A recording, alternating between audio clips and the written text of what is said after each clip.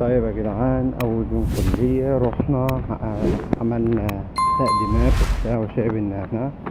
المهم كنت واقف كده وانا بقدم، فقمت جاي ده انا كده خلاص قدمت بقى، وانا كده رايح اقدم.